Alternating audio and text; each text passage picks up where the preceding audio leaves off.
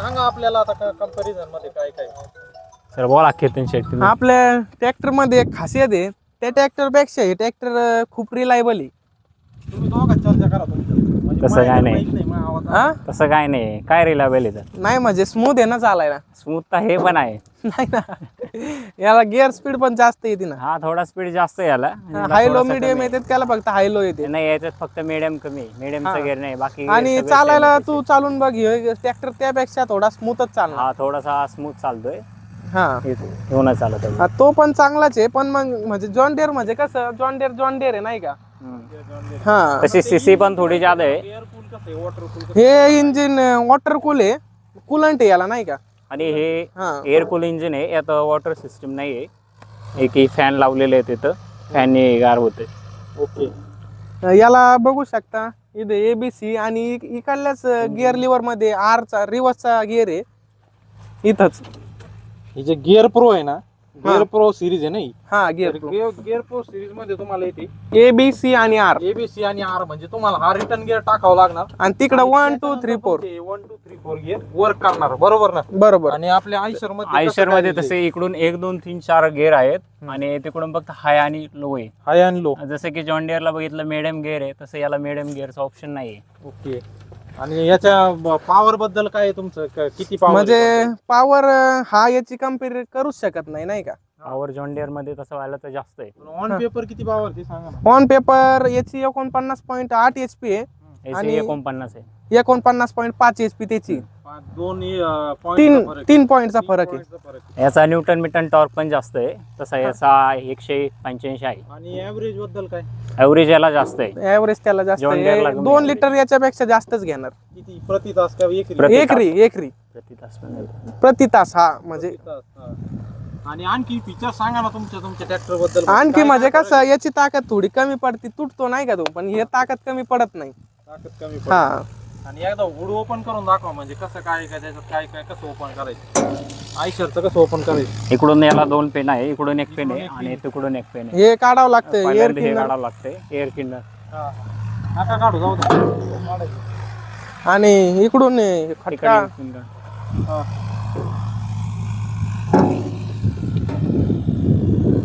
याला हायड्रोलिक स्टार्टच नाही. याला हायड्रोलिक सिस्टम नाही आहे. जसं की पाहिलं माहिती सांगा ना, कोणाचं इंजिन कोणी काय नाही. याचं टाफेचं इंजिन आहे. जसं की पाहिलं आपण याला 2945 सीसीचं एअर कूल इंजिन आहे याला हा, आणि 3 सिलेंडर इंजिन आहे याचं. 3 सिलेंडर इंजिन आहे. हा. त्याच्यानंतर आणि पॉवर स्टेरिंग तसं पाहिलं तर याला डबल ॲक्टिंग पॉवर स्टेरिंग आहे. पहिलं आयशर जे होतं त्याला सिंगल ॲक्टिंग येत होतं, याला डबल ॲक्टिंग केलेलं आहे. पॉवर स्टिअरिंगला 2 पंप आहे. हा डबल ॲक्टिंग आहे. आणि याचं काय माहिती. याचं कसं आहे, चावीवर आहे, म्हणजे चावी. तुमची बॅटरी चोरी जायची शक्यता कमी आहे. हा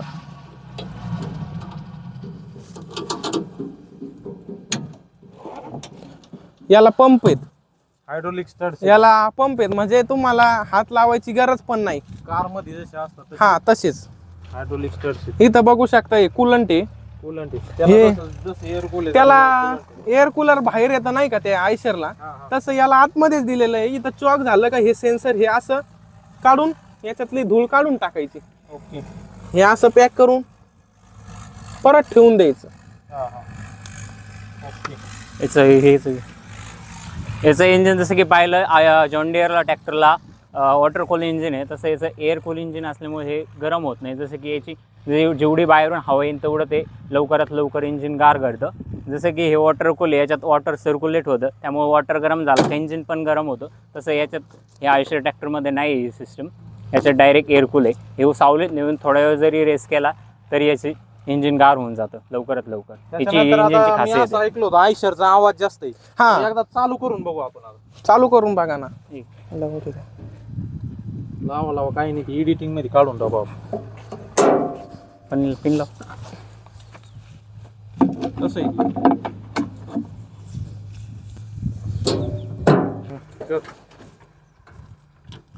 जसं की पाहिलं आपण जॉन डिअरला हाय लो मिडियम सगळे गिअर न्यूट्रल करावं लागते, तसं आयशरला फक्त क्लच दावा लागतो. न्यूट्रल केलं करायची काय आवश्यकता नाही याला.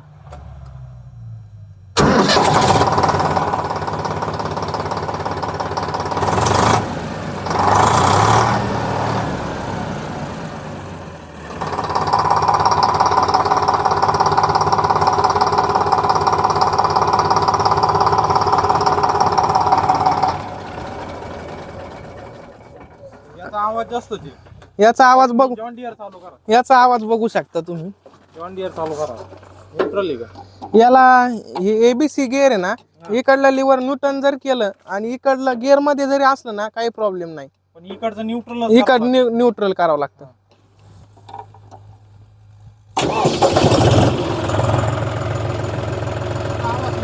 याचा आवाज स्मूथ आहे. ते कसा चिरकतो ना तो आवाज, कसा आहे चिरकत नाही.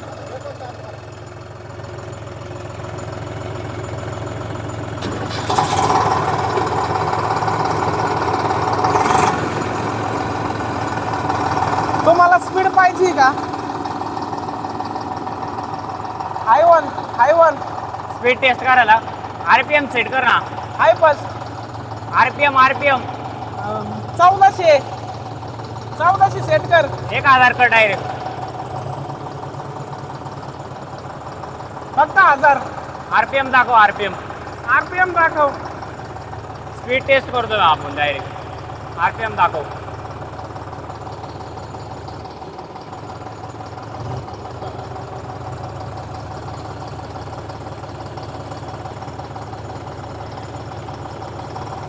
दा- 1000 सेट कर. 1000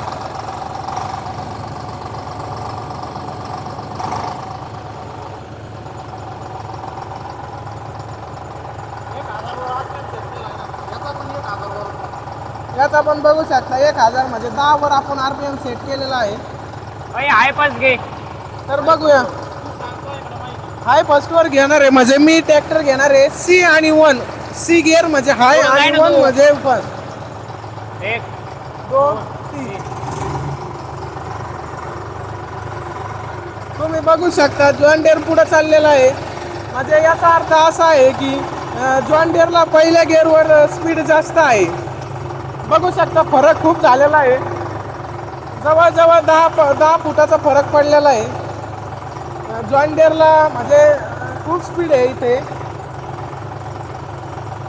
तर आपण रिवर्सने घेऊ. तर ऐका ना, आरपीएम कमी होते. चालूच राहू द्या. आरपीएम जादा ठेवला. राहू दे. लव फर्स्टने घे. आलेले आहेत 1500 आरपीएम. थांब रे. 1500 आरपीएम सेट केले. थांब हे. 1500 ते आयशर मध्ये पण 1500 आरपीएम आपण सेट करत आहोत.